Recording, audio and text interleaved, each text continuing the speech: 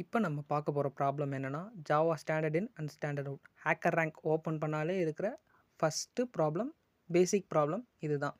இதில் அவங்க என்ன டாஸ்க் சொல்லியிருக்காங்க அப்படின்னா 3 இன்டீஜரை யூசர்கிட்டேருந்து வாங்கி, அதாவது யூசர் இன்புட்டாக கொடுத்து அதை பிரிண்ட் பண்ணணும். அதாவது செப்பரேட் லைனில் தனித்தனியாக பிரிண்ட் பண்ணணும் அப்படின்னு சொல்கிறது தான் இந்த ப்ரோக்ராமோட டாஸ்க்.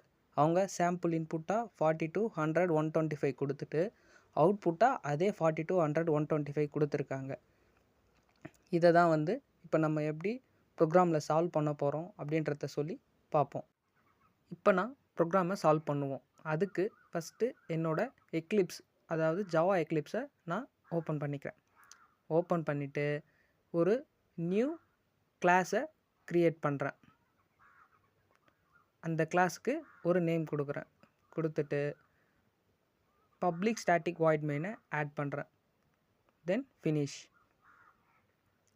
இப்போ நம்ம மெயின் ஃபங்க்ஷனில் நம்ம ப்ரோக்ராமிங்கை எழுதுவோம். அவங்க என்ன சொல்லியிருக்காங்க, யூசர்கிட்டேருந்து இன்புட் வாங்கி அதை பிரிண்ட் பண்ணணும் அப்படின்னு சொல்லியிருக்காங்க.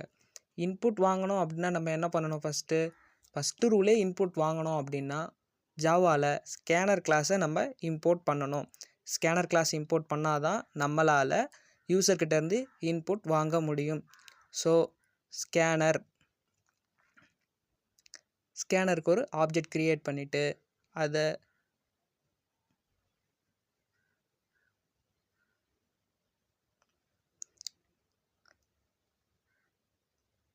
இங்கே எதுக்கு நம்ம system.in அப்படின்னு கொடுக்குறோன்னா, சிஸ்டம்லேருந்து நம்ம இன்புட்டாக வாங்க போகிறோம்.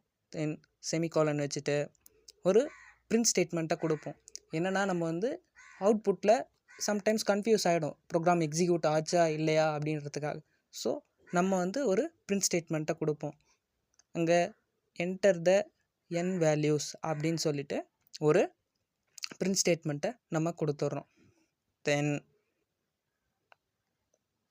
செமிகோலன் வச்சுட்டு இப்போ நம்ம இன்புட்டை ஒரு இன்டீஜராக வாங்கணும். அவங்க இன்டீஜராக தான் வாங்க சொல்லியிருக்காங்க. இன்ட் அதை a அப்படின்ற ஒரு வேரியபிளில் நான் ஸ்டோர் பண்ணுறேன்.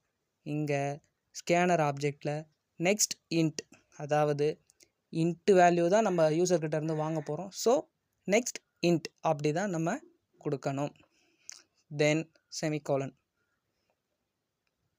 அப்புறம் அடுத்த இன்டீஜர், அதை b அப்படின்ற ஒரு வேரியபிளில் ஸ்டோர் பண்ணுறேன். சேம் ப்ராசஸ் தான், அதுவும் இன்டீஜர் வேல்யூ தான். ஸோ நெக்ஸ்ட் இன்ட் அப்படி தான் நான் ஸ்டோர் பண்ண போகிறேன்.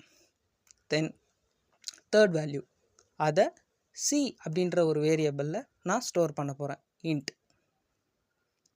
c, அதையும் ஸ்கேனர் ஆப்ஜெக்டில் நெக்ஸ்ட் இன்ட் அப்படின்ட்டு ஸ்டோர் பண்ண போகிறேன். ஓகே, இப்போது நம்ம பிரிண்ட் பண்ணுறதுக்கான ஸ்டேட்மெண்ட்டை கொடுப்போம். system.out.println. அதில் ஏவோட வேல்யூவை நம்ம பிரிண்ட் பண்ண சொல்ல போகிறோம். So a semicolon. Then same statement தான் பிக்கு. ஸோ காப்பி பேஸ்ட் பண்ணிப்போம்.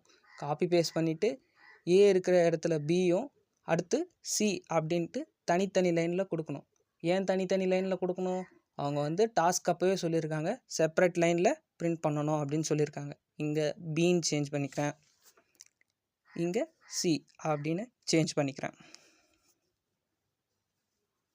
இப்போ நம்ம ரன் பண்ணால்